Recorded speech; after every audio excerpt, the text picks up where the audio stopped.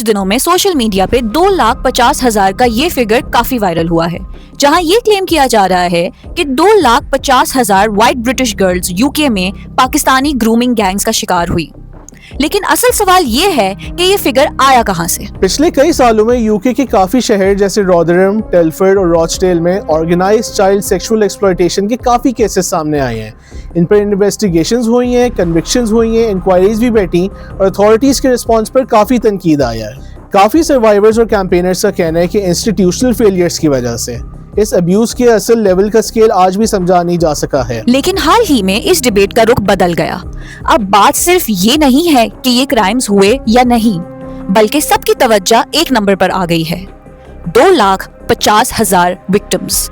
ये figure politicians, commentators, influencers और international media ने भी यूज किया। हमने उस रिपोर्ट को पढ़ा जिसका हवाला सबसे ज्यादा दिया जा रहा है और हमें ये पता चला कि ये रिपोर्ट खुद 2,50,000 के फिगर को ना ऑफिशियल गवर्नमेंट एस्टिमेट कहती है, ना पुलिस स्टैटिस्टिक और ना ही वेरीफाइड नेशनल विक्टिम काउंट।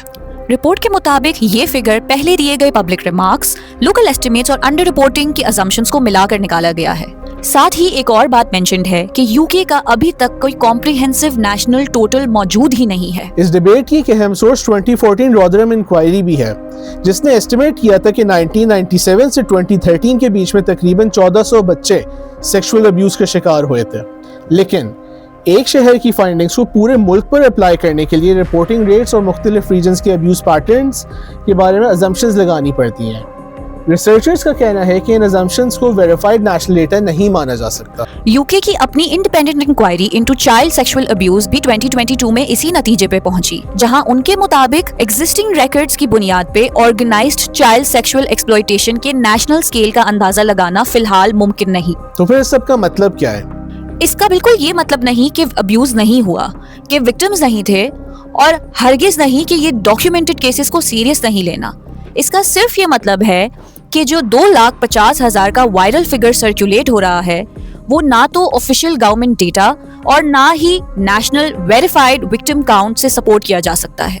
इसीलिए बिना किसी एविडेंस के 2,50,000 के फिगर को एक एस्टैब्लिश्ड फैक्ट नहीं माना जा सकता। तभी हम आई वेरीफाई पर कहते हैं, खबर या कोई भी चीज़ आपको सोशल मीडिया पे जितनी भी सनसनीखेज लगे, जितनी भी एग्जैजरेटेड लगे, हमेशा उसको आगे फॉरवर्ड और यकीन करने से पहले सोच फिर पोस्ट।